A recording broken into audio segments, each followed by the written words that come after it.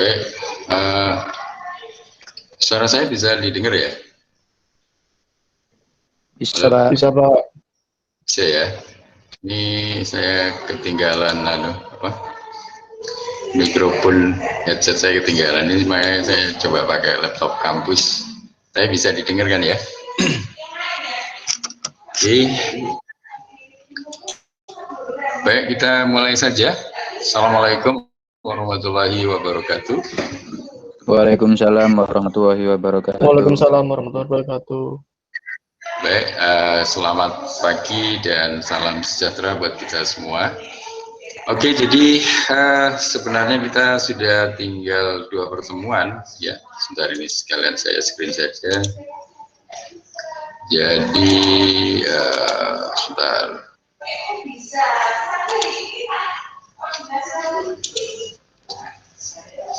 Nah, ini jadi makanya tadi materinya saya kirim semua sisanya.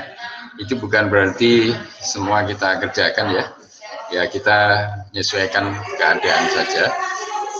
Kita menyesuaikan keadaan mengingat waktu kita ini ya sudah tanggal 14 insya Allah kita kan sudah UAS.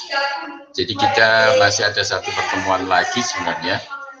Tapi mengingat materinya terlalu banyak, ini saya coba untuk mengambil yang penting sisanya ya.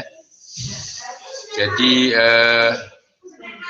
dari sisa-sisa yang ada itu saya lihat seharusnya kan mulai bab 15 ini, tapi ini saya kira konsep multicore ini yang 15 ya, 15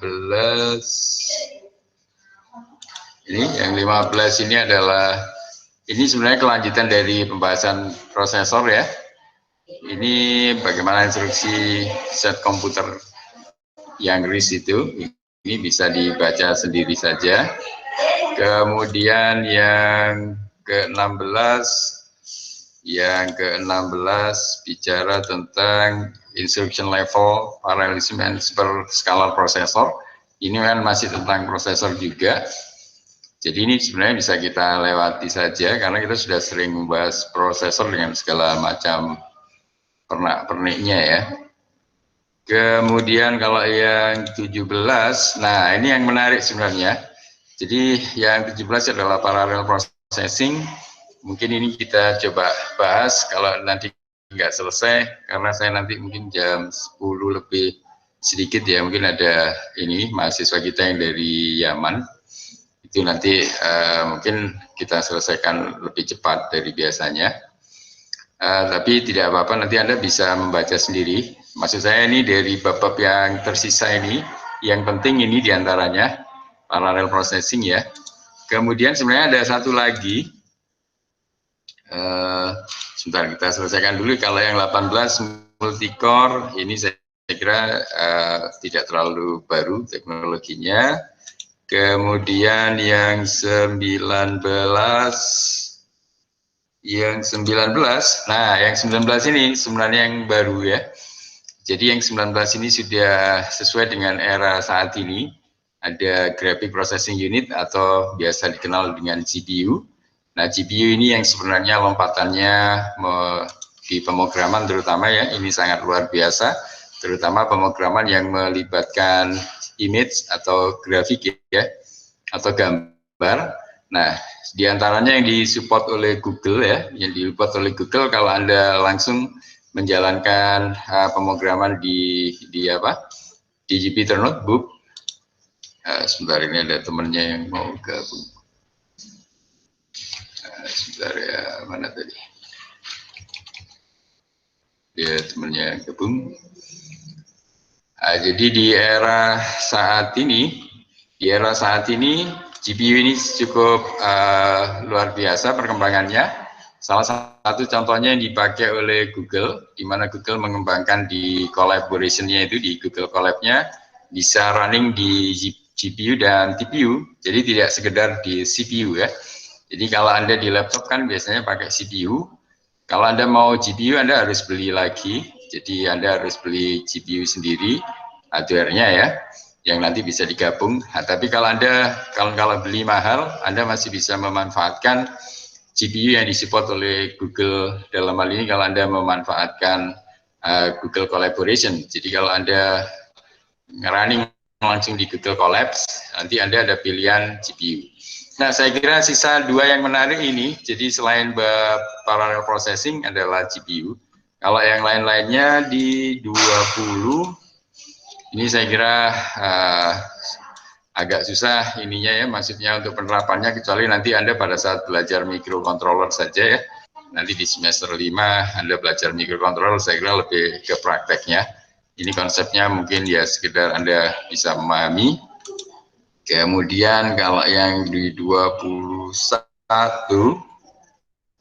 yang 21 yang terakhir adalah microprogram control, adalah saya kira juga nanti pada saatnya pada saat Anda belajar microcontroller langsung praktek saja. Kita masih memungkinkan, jadi di dua pertemuan terakhir kita masih bisa membahas yang parallel processing dan GPU ya, GPU yang sesuai era saat ini. Ini yang GPU ini sama parallel processing ya. Yang parallel processing tadi di bab berapa?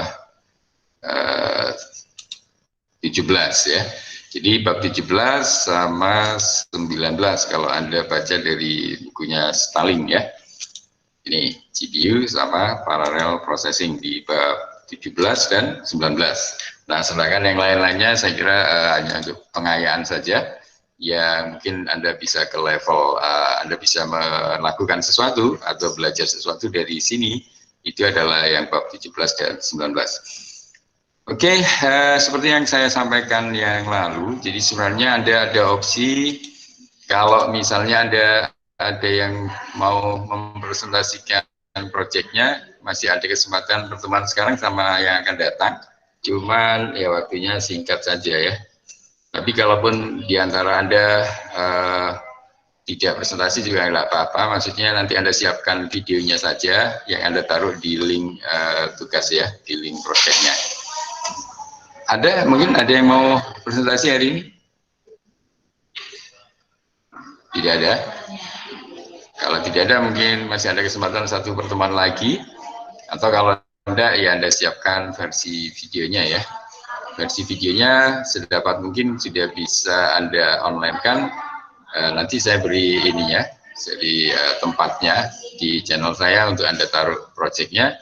Kemudian kapan terakhirnya adalah pada saat jadwal UAS. Jadi kan nilai sudah harus masuk biasanya 1 minggu setelah UAS.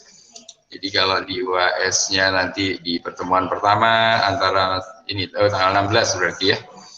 Jadi insya Allah ada UAS-nya adalah tanggal 16, maka usahakan tanggal 16 itu Anda terakhir mengumpulkan, atau kalaupun terlambat sekali ya masih bisa sampai 19 ya. Pokoknya jangan lebih 1 minggu dari 16.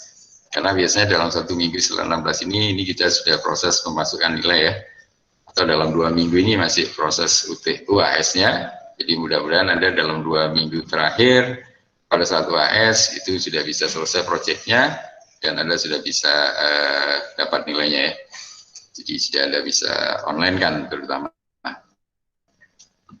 Oke, mungkin ada pertanyaan mengenai proyeknya. Beberapa sudah mengkonsultasikan ke saya dan saya lihat sudah cukup bagus. Dan pada intinya proyeknya itu sedapat mungkin mengcover dari sisi konsep atau teori yang sudah Anda pahami, yang sudah Anda ambil berdasarkan perspektif Anda.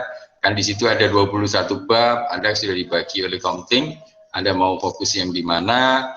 Nah, dari satu perspektif yang sudah Anda ambil tadi, bagaimana Anda sejauh mana Anda memahami dari sisi konsep atau teori, dan syukur-syukur ada aspek psikomotoriknya, jadi Anda melakukan sesuatu, di antaranya Anda bisa mewujudkannya dalam bentuk pemrograman misalnya, atau bisa juga dalam bentuk lain, misalnya Anda visualisasikan ya, dalam bentuk animasi ya, dalam bentuk video yang menarik lain, sehingga memang seperti itulah teknologi saat ini untuk organisasi dan arsitektur komputer yang terbaru, atau yang mungkin meskipun tidak terbaru, yang memang seharusnya Anda pahami selaku mahasiswa yang nanti akan menekuni bidang IT ini ya.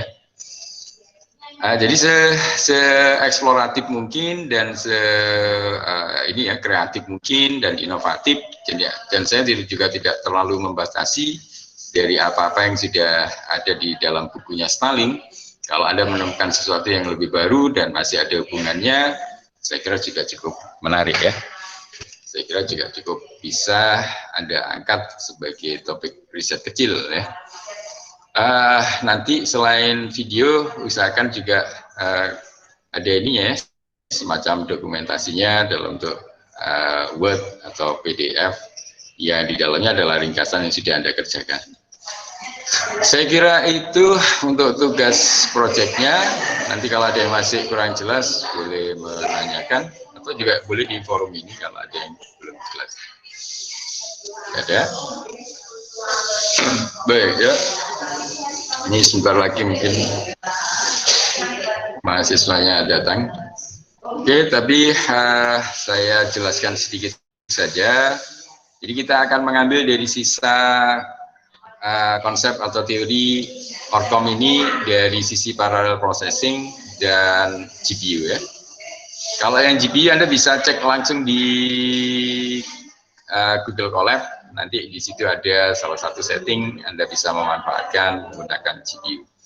Nah, sebelum ke GPU, nah ini yang parallel processing di bab 17 tadi ya. Di bab 17 kira-kira apa yang penting di situ?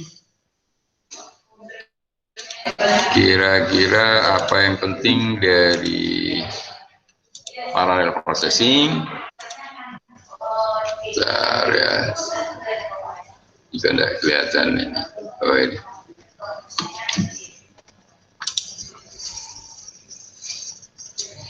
Nah, oke.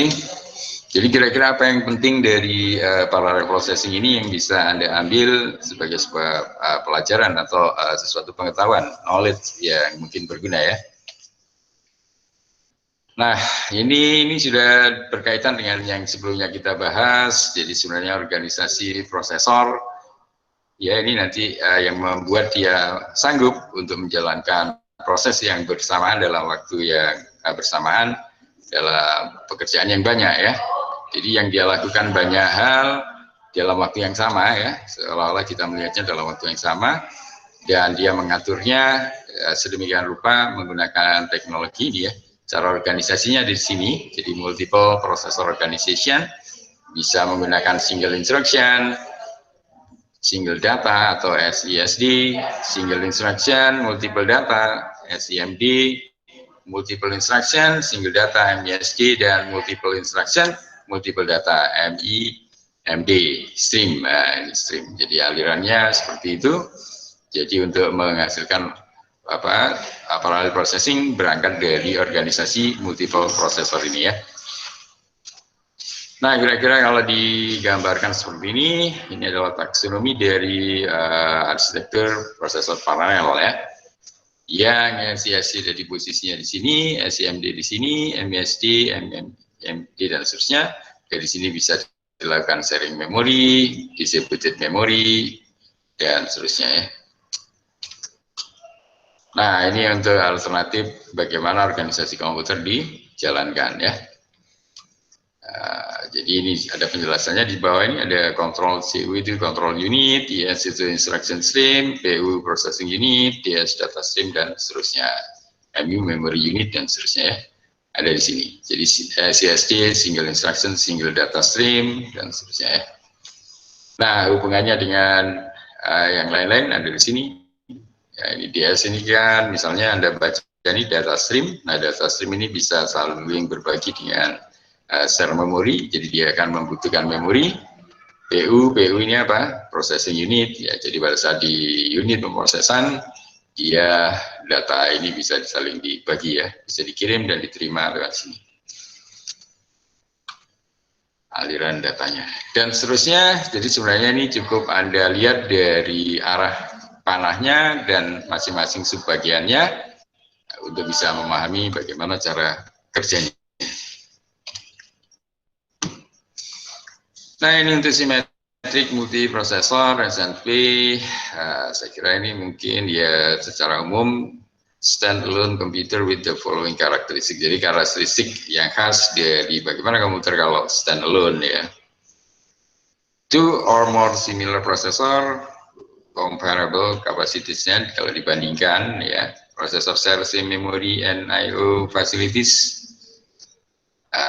dan seterusnya seperti apa cara ini ya perbandingannya ya. Dua atau lebih yang prosesor yang similar, yang serupa dari kapasitas yang bisa diperbandingkan ya.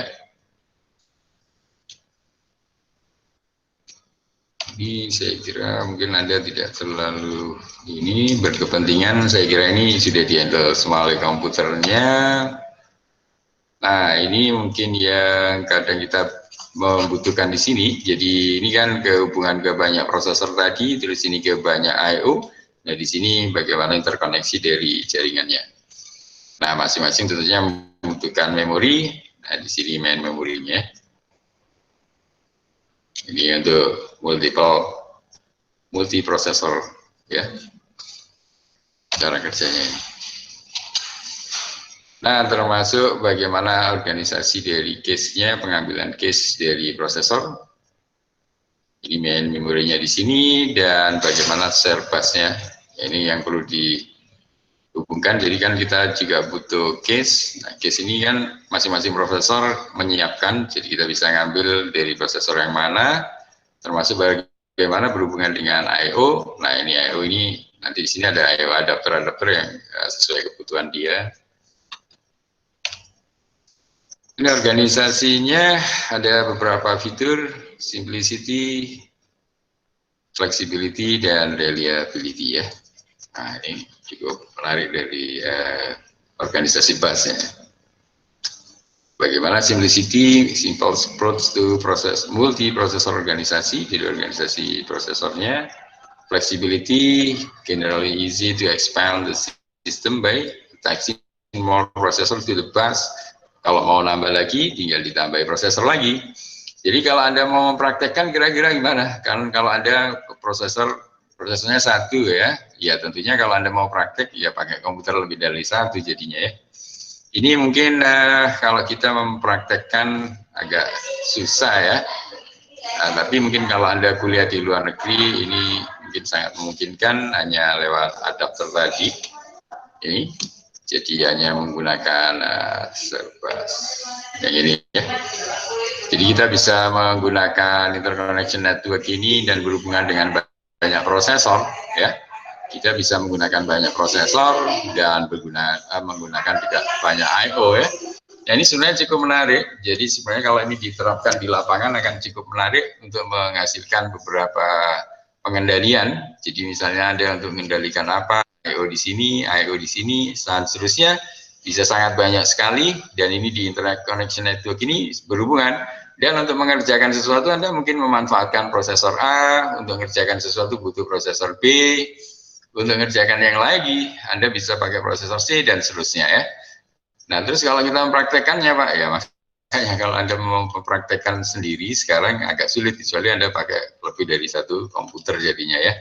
Jadi Anda anggapannya satu komputer, satu prosesor, jadi Anda bisa pakai banyak komputer, dan di situ Anda bisa mengendalikan banyak I/O.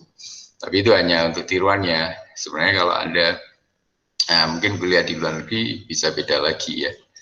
Nah, ini kalau kita mau mempraktekkan ya terpaksa begitu. Ini untuk perkembangan dari parallel processing yang cukup menarik sebenarnya kalau mau digunakan mengendalikan dari banyak hal, banyak I/O ya, dan memanfaatkan banyak prosesor juga. Dan seterusnya, dan ini tentunya ada yang harus dibayar. Disadvantage-nya ini untuk bus organization-nya. Main drawback is performance. All memory reference pass through the common bus. Performance limited by bus cycle time. Nah, ini tentunya untuk performanya ini dibatasi oleh bus cycle time-nya ya. Jadi waktu siklus dari busnya itu sendiri. Nah, contohnya kan di gambar tadi seperti apa? Nah, ini loh. Nah, ini kan ada siklus time atau ada semacam ketukannya ya. Jadi kita nggak bisa mungkin, meskipun prosesornya sangat cepat sekali, ini ya, masing-masing prosesor ini kan punya kecepatan yang barangkali Anda gunakan jenis-jenis yang lain yang mungkin dengan tinggi. Nah, tapi kan sangat tergantung juga Anda dari busnya ini ya. Pada saat Anda sinkronisasi di sini, supaya dia bisa bekerja bersama-sama, kan dia harus menurut kepada yang mengatur di sini alirannya kan lewat share bus ini ya. Nah, tentunya siklus time-nya harus mengikuti yang di share ini, yang busnya ini toh. Jadi meskipun ini cepat banget, ya Anda harus mengikuti aliran yang ada di sini. Jadi ini mungkin mobil yang dengan kecepatan tinggi di sini, pada saat harus antri, pada saat harus mengikuti ini instruksi dari sini ya harus mengikuti. Jadi kecepatannya mungkin ya nggak maksimal barangkali kalau, tapi memang harus seperti itu supaya semua bisa berjalan bersama. Ya Anda ngikuti dari siklus time busnya sini yang ngatur ya. Ini ada temennya yang gabung lagi. Mana tadi? Jadi kayaknya deh. Oke, seperti itu. Ini adalah yang harus dibayar atau disadvantage dari bus organization tadi ya. Jadi performance-nya is limited by bus cycle time. Ini dengan sendirinya seperti itu. Nah, each processor should have cache memory. Nah, masing-masing prosesor kan memang sudah memiliki cache memory masing-masing ya. It is the number of bus access. Nah, ini tentunya akan mengurangi apa? Jumlah dari ke bus access-nya. Leads to problem with cache dan seterusnya. Saya kira ini typically address in hardware rather than operating system. Nah, tentunya karena nanti Anda berkaitan dengan banyak hardware, nah tentunya nanti bagaimana Anda manajemen di operating systemnya. Ya, ini juga akan Anda pikirkan pada saat Anda membangun sebuah parallel processing seperti ini ya. Tapi ini saya kira cukup menarik kalau Anda mau bangun ya, untuk minimal membuat tiruannya ya Anda bikin banyak komputer ya untuk mengerjakan sebuah pekerjaan yang besar gitu ya. Mungkin contohnya apa? Ini kebetulan kan untuk I/O ini kan bisa saja untuk misalnya ada yang baca kamera, ada yang menggerakkan aktuator ya. Jadi pokoknya ini berkaitan misalnya dengan sensor-sensor ya. Ada bikin misalnya apa ya? Ya kayak film Avatar itu mungkin ya, motion capture itu kan sudah menggunakan parallel processing ya. Jadi tidak sekedar menggunakan kamera, tapi mungkin juga ada sensor-sensor yang ditempelkan di tubuh kita ya, di tubuhnya orang yang mau dijadikan dijadikan aktor di film ini. Seperti Avatar itu kan sebenarnya orang biasa, kemudian dia ditempelin banyak ini di tubuhnya ya, kemudian ini masing-masing ini bisa bekerja bersama-sama sehingga pada saat ditampilkan di filmnya itu gambarnya jadi kayak animasi begitu ya, kayak kartun gitu ya. Itu dikombinasi dengan yang lain-lain seperti ini, dan masing-masing bisa ditunjang oleh banyak prosesor yang supaya menghasilkan pekerjaan yang cukup kompleks tadi. Masing-masing dikasih tugas sendiri-sendiri, ada yang baca sensornya, ada yang mungkin pada saat melakukan gerakan apa, dan seterusnya ya. Nah ini sebenarnya sudah cukup menarik, dan kita sayangnya hanya bisa membayangkan ini. Hanya bisa membayangkan, kecuali suatu saat lab kita cukup maju ya. Anda mungkin bisa minimal ada motion capture yang menggunakan multiple prosesor, itu Anda sudah cukup bisa membayangkan barangkali ya. Oke, saya kira ini kata yang penting di sini, kata kunci yang penting. Ini disadvantage-nya, kemudian ya ini pertimbangannya, design consideration-nya seperti apa. Nah, ini tentunya kan komputer kalau bekerja bersama-sama, dan multiprosesor operating system, dan sistem operasi yang multiprosesornya seperti apa. Ini menariknya kan di sini. Ini ada temannya gabung lagi. Ya, jadi pada saat ada kerjakan bersama-sama, nah ini problemnya adalah seperti ini. Nah, bagaimana pertimbangan desainnya ya? Nah, ini tentunya nanti ada simultaneous congruent proses dan bagaimana mensinkronkan ya pada saat proses itu berjalan bersama. Nah, tentunya juga ada scheduling, siapa yang jalan dulu dan siapa yang harus ngerjain apa. Synchronization tentunya, memory management, pemanfaatan memorinya, dan reliability and fault tolerance-nya. Jadi sistem kan Anda akan bekerja berapa jam dan seperti apa, dia harus tetap bisa handal dan masing-masing prosesor tetap bisa bekerja sama ya, tidak kehilangan data dan sebagainya. Oke, ini mungkin Anda bisa pelajari sendiri. Attractive overhead, case coherence, directory protokolnya, dan seterusnya. Ini ada istilah-istilah saja, ada istilah Snoopy protokol, ini protokol-protokolnya, dan saya kira memang semua harus taat kepada protokol itu. Kalau bekerja dengan bersama-sama dengan banyak prosesor, banyak I/O, tentunya lebih ketat ya. Ini salah satunya dipakai dalam MESI protokol ya. MESI adalah modified exclusive share invalid. Nah, ini harus terpenuhi sehingga sistem bisa berjalan bersama-sama untuk menghasilkan kinerja yang maksimal ya. Jadi seperti apa? Ini dibuat tabelnya juga ya. Oke, saya kira ini transition diagramnya, multi-thread and chip multiprocessor, dan seterusnya. Saya kira tinggal dilihat sendiri ya. Clustering operating sistemnya. Nah, ini pertimbangannya juga apa yang memerlukan consideration dari pertimbangan misalnya dari sisi operating sistemnya. How value are managed depend on the clustering method used tadi ya. Jadi tergantung dari metode clustering yang sudah digunakan. Dua pendekatannya adalah two approach, highly available cluster dan fault tolerant cluster. Jadi ketersediaan clusternya seperti apa dan bagaimana mengatasi kalau ada kegagalan atau fault tolerannya ya. Failover dan seterusnya, failback, load balancing, incremental scalability, automatically include new computers in scheduling dan seterusnya. Saya kira ini adalah pada saat Anda tambahkan komputer atau middleware need to recognize process may switch between machine, harus terjadi keseimbangan ini load balancingnya ya. Karena pertimbangannya apa? Tadi jangan sampai sistem itu gagal.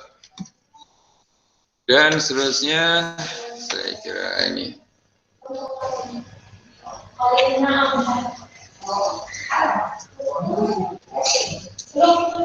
parallel komputer, parallel application, parallel arithmetic computing. Nah ini ya pendekatannya. Jadi saya bilang kalau Anda mau praktekkan sendiri ya tentunya Anda butuh lebih dari satu komputer kan, supaya bisa menerapkan tadi banyak prosesor untuk menjalankan banyak I/O ya.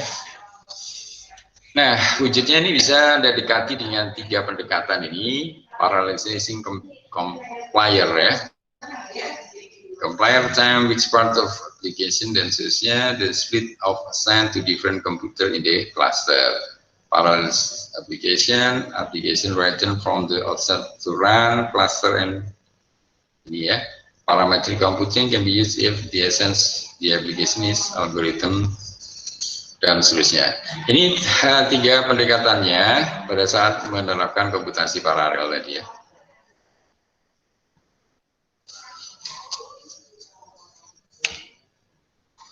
Nah, mungkin arsitekturnya seperti ini. Gimana kira-kira? Jadi Anda mungkin di sini adalah high speed networknya, ini jaringannya, dan di sini adalah komputer-komputer Anda untuk workstation-nya ya. Jadi kan tadi multiple processor kan bisa dengan cara banyak komputer yang terhubung seperti ini. Ini adalah PC-nya, dan ini tentunya butuh network interface untuk berhubungan dengan jaringannya. Kemudian di sini ada communication-nya, bagaimana ke atasnya. Nah, middleware adalah cluster middleware yang sini, single system unit and infrastructure-nya. Terus ke atas semakin ke application-nya ya. Nah, kira-kira seperti ini. Dan saya nggak tahu di mahasiswa kita yang ngambil topik jaringan, saya dulu sudah pernah ada atau belum ya memanfaatkan parallel processing, nggak tahu untuk mengerjakan apa, menyelesaikan problem apa, saya nggak terlalu paham. Ada nggak dari mahasiswa kita ya? Tapi saya kira kalau misalnya ada mau mencoba, nanti bisa belajar lebih lanjut, Anda pelajari tersendiri lagi di paralel komputasi paralel yang Anda bisa menggunakannya. Ini salah satunya di motion capture itu yang sekarang cukup menarik, karena anak-anak mungkin tertarik bikin film dan sebagainya, sehingga bisa menghasilkan karya yang bagus ya. Dan seterusnya ini saya kalau salah satu secara ini hardware-nya ya, butuh Ethernet card dan seterusnya, seperti apa switch-switchnya untuk menghubungkan satu sama lainnya. Dan seterusnya saya kira itu bisa dibaca sendiri. Mungkin Anda bisa lihat contoh penerapannya ya. Contoh penerapannya ini sebentar lagi. Anda mungkin bisa nyari saja di ini, salah satunya yang menarik ya. Cari saja di Google barangkali ya.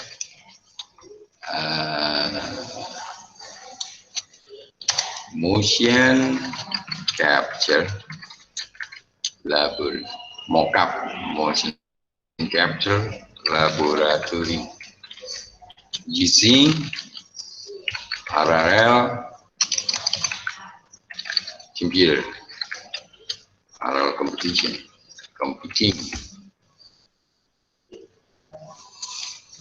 Nah, salah satunya kan mungkin Anda bisa memanfaatkan multiple kamera dan seterusnya ya, untuk pergerakan butuh sensor, butuh ini. Ini ada banyak riset-riset sekarang yang cukup menarik sebenarnya.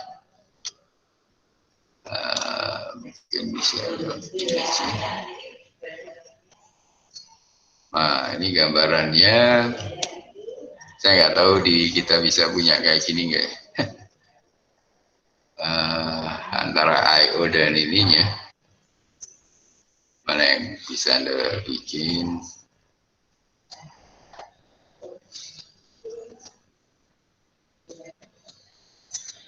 Ini untuk menggerakkan tangannya saja, ini butuh banyak sensor ya. Untuk menggerakkan tangan nanti waktu ditampilkan di mungkin video jadinya ini seperti apa, untuk pergerakan tangannya bisa lebih smooth ya. Dan seterusnya, jadi banyak kata kuncinya seperti itu. Ini mahasiswa mungkin yang ngambil data. Sebagai gambaran ya, tapi kita belum punya. Saya sebenarnya sudah mengusulkan suatu saat kita kalau bisa punya lab ini. Mungkin coba kita lihat motion capture laboratory. Nah, seperti ini ya. Jadi ini kan membutuhkan banyak komputer. Ini salah satunya, contohnya ini membutuhkan banyak komputer, dan masing-masing bisa lain-lain yang menjadi ininya. Yang mau dijadikan ini kan juga banyak kamera yang terpasang, dan di badannya ini juga dipasang banyak sensor ya.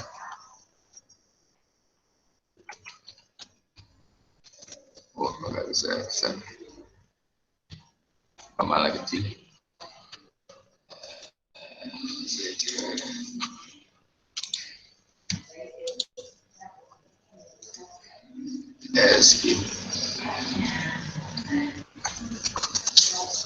Ya, gambarannya kira-kira seperti ini. Ini tentunya sudah tidak mungkin lagi hanya pakai satu komputer ya. Ini sudah butuh banyak komputer untuk memonitoring pergerakan dan mungkin jika menampilkan hasil performance yang bagus, ya mulai ngambil gambarnya, mulai mungkin yang lain-lain bisa ngerjain beda-beda, tapi tujuannya sama, satu proyek besar. Ya salah satunya adalah contohnya film Rafathar itu yang cukup terkenal ya. Itu sudah kombinasi IT yang cukup bagus. Seperti ini kan terpasang banyak kamera dan bikin laboratorium seperti ini saya ingin sekali buat Fasilkom ya. Ya mudah-mudahan lah. Ini cukup menarik sebenarnya hasil eksperimennya. Kalau Anda lihat, Anda mau bikin film kan juga cukup bagus. Ini ya, motion capture, performance dan seterusnya. Tapi ini biayanya ya nggak sedikit ya, biayanya cukup mahal untuk menghasilkan lab seperti ini. Tapi saya kira kalau Fasilkom mau terkenal ya bikin kayak gini harusnya.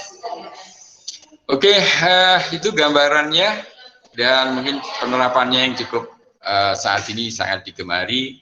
Dan mungkin kalau Anda mau bikin film, bikin studio sendiri, ya salah satu kata kuncinya adalah motion capture tadi. Ini pakai kata kunci ini, motion capture laboratory using parallel computing, dan Anda akan menerapkan banyak komputer, banyak prosesor, banyak I/O yang dikerjakan secara bersama-sama menggunakan sharing bus tadi salah satunya untuk menghasilkan proyek besar ya. Ini kan harus ada dipasang sensor-sensor. Nanti yang tampil di film ini kan orang biasa, tapi yang muncul di video atau di filmnya kan terserah mau dibuat karakter seperti apa ya. Nah, tentunya perkembangan yang luar biasa. Oke, saya kira seperti itu saja. Mungkin ada yang mau ditanyakan. Ada yang mau bertanya? Untuk materi kita kan tinggal satu lagi yang GPU. Yang untuk GPU sekedar Anda mau melihat bagaimana perkembangan GPU, Anda bisa mencoba memanfaatkan collaboration-nya itu ya. Collab. Jadi kalau Anda lihat ada collab Google ya. Ada di collab Google. Riset Google Collaboration. Collab riset Google ya. Kata kuncinya collab riset Google. Nah, seperti ini. Jadi kan ini Anda bisa ngoding dengan langsung di cloud-nya Google. Nah, ini memang salah satu kelebihannya Google, dia sharing untuk kita, tapi sebenarnya ini manfaatnya kembali ke Google juga. Kan dia secara tidak langsung akan mendapatkan mungkin skrip-skrip penting dan termasuk data-datanya dari programmer seluruh dunia ya. Jadi memang orang itu prinsipnya harus banyak memberi, nanti otomatis ya akan kembali ke dia. Kalau orang banyak memberi biasanya akan dapat banyak hal seperti yang dilakukan Google ini ya. Nah, di mana tempatnya setting CPU tadi ya? Untuk mendapatkan settingnya sudah ada di notebook setting ini. Nah, di sini. Nah, nanti ada notebook setting dari collaboration Google ini, Anda cari. Nanti ada, nah di sini pilihannya ya. Anda boleh mengakses non ini berarti ya using CPU biasa. Nah, Anda kalau mau menjalankan lewat GPU atau TPU, di sini ada pilihannya GPU ya. Ini yang GPU ya. Nah, yang GPU ini sudah sesuai dengan teknologi terbaru yang tinggal satu pertemuan lagi kita tadi. Kita akan bahas lagi GPU di 19 ini ya. Ini Anda bisa baca-baca dulu sendiri. Ini untuk graphic processing unit. Nah, ini sesuai eranya sekarang. Dan ini untuk melakukan proses-proses yang besar, big data, dan lain-lain, itu sudah bisa memanfaatkan prosesor sendiri untuk gambarnya.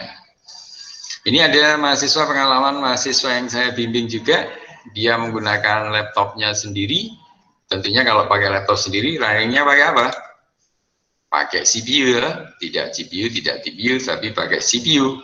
Dia pakai CPU, dia bilang ke saya, Pak, komputer saya sudah jalan 2 hari, 2 malam, tidak saya matikan, menjalankan proses terus-menerus, itu hanya selesai 25%, Pak. Apa Pak, Bas ada solusi?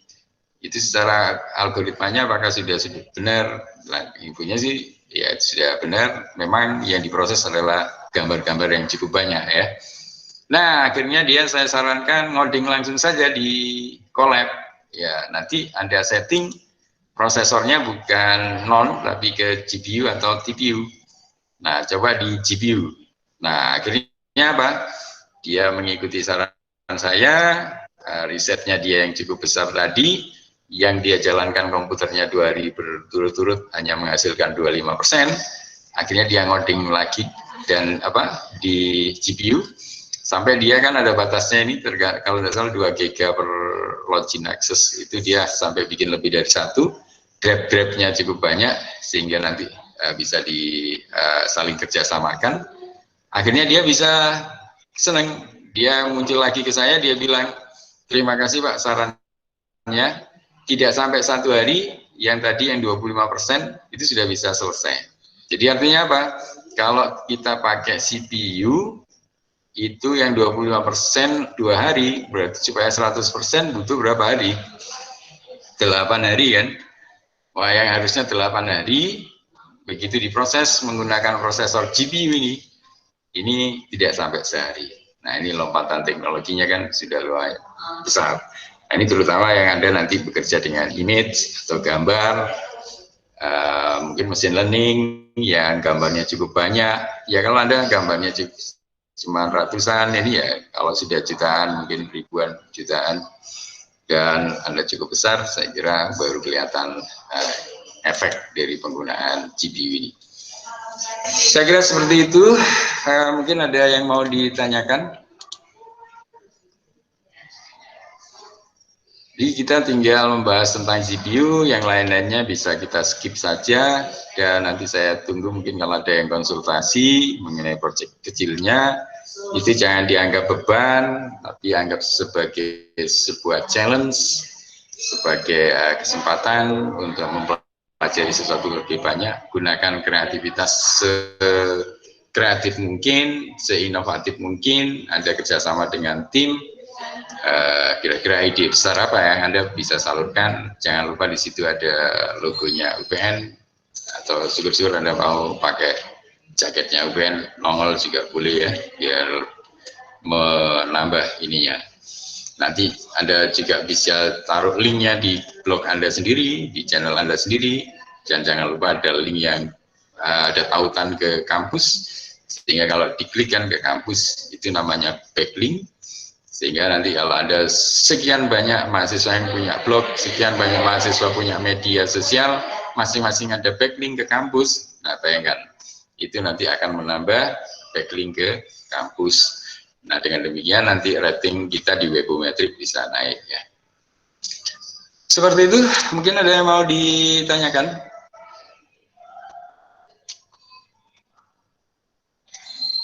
Tidak ada? Sudah cukup jelas ya? Sudah? Sudah, Pak. Baik, gimana? Sudah? Sudah jelas, Pak. Oke, baik. Kalau sudah, baik, terima kasih. Mungkin kuliah kita hari ini saya cukupkan sampai di sini. Kita masih ada sisa 1 pertemuan. Anda maksimalkan sebaik-baiknya untuk menghasilkan proyek riset kecil tadi. Dan nanti kalau sudah atau masih ada kesulitan, Anda boleh konsultasi ke saya. Saya kira demikian. Jangan lupa tetap menjaga kesehatan. Terima kasih atas kehadirannya. Kurang lebihnya saya mohon maaf. Selamat pagi dan wassalamualaikum warahmatullahi wabarakatuh. Waalaikumsalam warahmatullahi wabarakatuh. Waalaikumsalam warahmatullahi wabarakatuh.